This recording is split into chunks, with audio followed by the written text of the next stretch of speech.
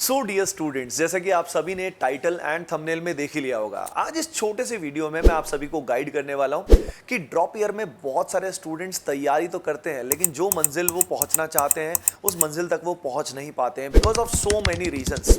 तो यार ये सारे रीजन सबसे पहले मैं आपको बताने वाला हूं और फिर इन रीजंस को खत्म करना है अपने को और कैसे एक सही रास्ते पे चलना है वो भी आपके साथ शेयर करने वाला हूं। चलिए शुरू करते हैं। देखिए, सबसे पहला रीजन जो स्टूडेंट सफर करते हैं इन ड्रॉप ईयर वो होता है बहुत सारे रिसोर्सेज को यूज करना है, यानी यूजिंग टू मैनी रिसोर्सेज। मतलब होता क्या है, स्टूडेंट्स फॉर एग्जांपल ऑफलाइन पढ़ रहे होते हैं लेकिन साथ साथ बहुत सारे ऑनलाइन रिसोर्सेज का भी यूज करते हैं। इस कारण दिमाग में खिचड़ी पक जाती है और सेल्फ स्टडी का समय नहीं मिलता।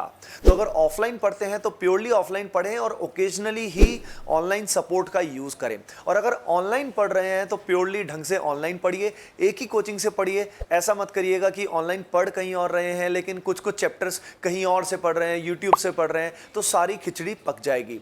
उसके अलावा बहुत सारा मटेरियल स्टूडेंट इकट्ठा कर लेते हैं जिस कारण फोकस नहीं रहता है, डिस्ट्रैक्शन होता है और रिवीजन भी नहीं हो पाता है। उसके अलावा YouTube पे आप सभी जानते हो कि बहुत सारी स्ट्रैटेजीज आती हैं, उससे भी क्या होता है कि हमारे दिमाग में खिचड़ी पक जाती है क्योंकि हर बंदा कुछ और कहता है। फॉर एग्जाम्पल कोई टीचर कुछ बता रहा है, आजकल आप जानते हो कि सारे के सारे स्टूडेंट्स जो हैं जो IITs या NITs में गए हैं, सभी के YouTube चैनल्स हैं और सभी कुछ ना कुछ रिकमेंड करते रहते हैं। उससे आपका दिमाग जो है ना बिल्कुल काफ़ी करप्ट हो जाएगा और परेशान हो जाओगे कि क्या करूं क्या ना करूं। अगली प्रॉब्लम जो स्टूडेंट्स के साथ फेस होती है वो होती है डिस्ट्रैक्शन।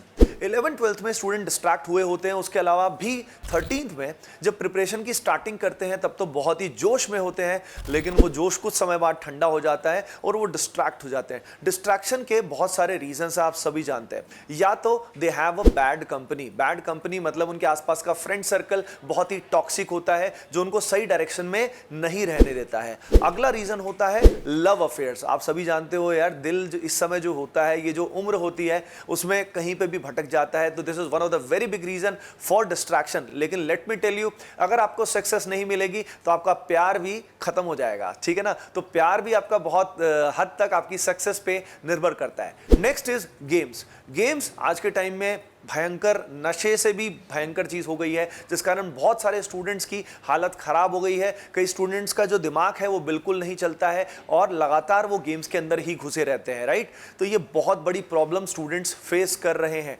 उसके अलावा आप सभी जानते हैं पॉर्न देखना और मास्टरबेशन करना, उससे आपकी एनर्जी तो ड्रेन होती ही होती है, लेकिन उसके अलावा आपका जो फोकस है वो बहुत डिस्टॉर्ट हो जाता है। फोकस डिस्टॉर्ट होने की वजह से आपका पढ़ाई में ध्यान नहीं लगता है, लेजीनेस भी रहती है और आप अच्छा परफॉर्म नहीं कर पाते हो। अब ये बताओ, लैक ऑफ कंसिस्टेंसी, यानी इस सब की वजह से आपकी कंसिस्टेंसी कैसे बनेगी। आप क्लासेस रेगुलर नहीं जा पाओगे, आप अपना होमवर्क पूरा नहीं कर पाओगे क्योंकि आप बहुत सारे रिसोर्सेज का यूज कर रहे हो, सेल्फ स्टडी का समय नहीं मिल पा रहा है, तो ना ही आप होमवर्क कंप्लीट कर पाओगे, जिस कारण कंसिस्टेंसी कम होगी और आपका बैकलॉग बढ़ता जाएगा। बैकलॉग बढ़ता जाएगा तो ऐसे केस में कॉन्फिडेंस भी आपका लूज होता जाएगा, मॉक टेस्ट में स्कोर कम आएगा। उसके अलावा अगला बहुत बड़ा रीजन जो होता है वो होता है focusing mainly on the strong areas. भाई 11th-12th में जो आपका अच्छा रहा है, अगर इस बार भी आप उसी को अच्छा करते रहोगे तो आपके मार्क्स में सिग्निफिकेंट इंक्रीज नहीं होगा। तो यानी आपको फोकस करना होगा अपने वीक एरियाज पे ताकि मार्क्स आपके इंक्रीज हो। और बहुत सारे स्टूडेंट्स क्या करते हैं, जो उनको अच्छा लगता है उसी को ही वो बार बार रिवाइज करते रहते हैं और उसी को स्ट्रॉन्ग करते रहते हैं, जिस कारण उनके मार्क्स इंक्रीज नहीं होते हैं। These are the fundamental reasons why most of the droppers fail.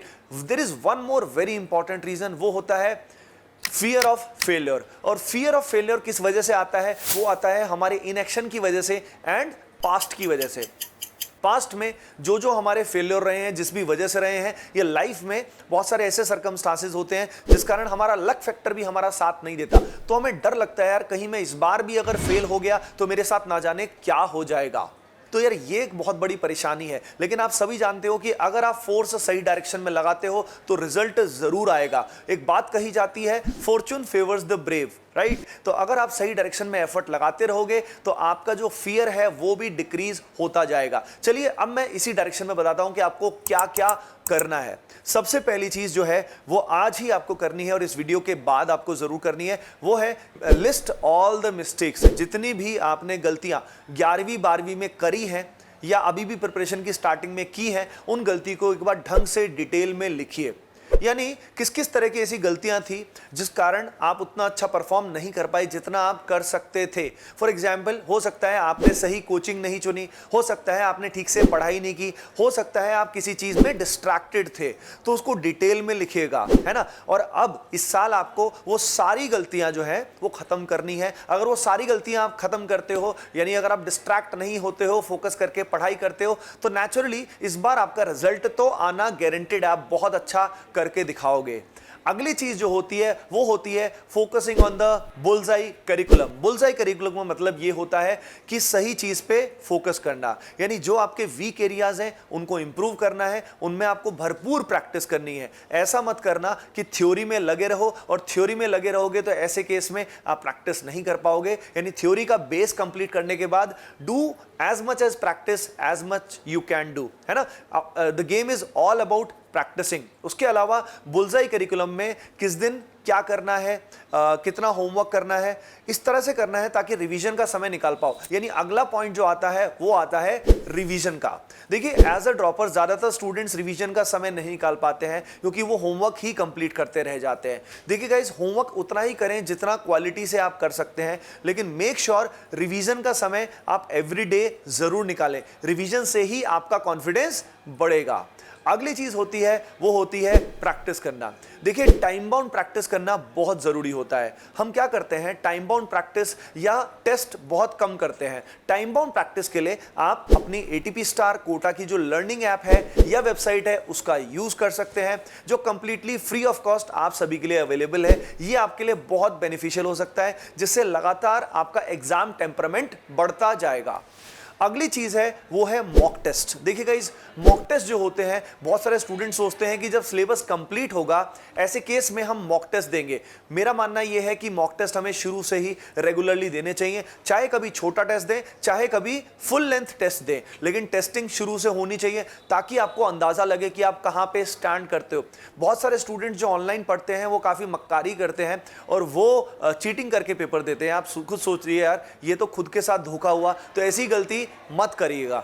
चलिए, अब अगली बात मैं आपके साथ बताना चाहता हूं, वो है आपको focusing on all the things, not just your strong areas. यानी आपको अपने जो वीक एरियाज हैं उनको भी इंप्रूव करना है, क्योंकि मार्क्स जो हैं वो आपके उसी से इंक्रीज होंगे। Last but not the least वो ये है कि you have to select the right place for coaching. आपकी कोचिंग आप ऑनलाइन भी चुन सकते हैं, आप ऑफलाइन भी चुन सकते हैं, बट मेक श्योर उसके अंदर आपको पूरी जान लगा देनी है और कोर्सेज को रिलीजियसली फॉलो करना है। एटीपी स्टार कोटा का एकलव्य या वॉरियर बैच आप सभी ज्वाइन कर सकते हो। क्लासेस जल्द ही स्टार्ट हो रही हैं और इन पर्टिकुलर बैचेस में हम लोग बुल्सआई करिकुलम लेके आए हैं, यानी थ्योरी का बेस कवर करने के बाद ज्यादा से ज्यादा फोकस प्रॉब्लम प्रैक्टिस पे कराया जाएगा, ताकि स्टूडेंट्स का सारा दिन जो है वो मेनली सेल्फ स्टडी के रूप में जाए और ज्यादा से ज्यादा नंबर ऑफ क्वेश्चन स्टूडेंट कर पाए।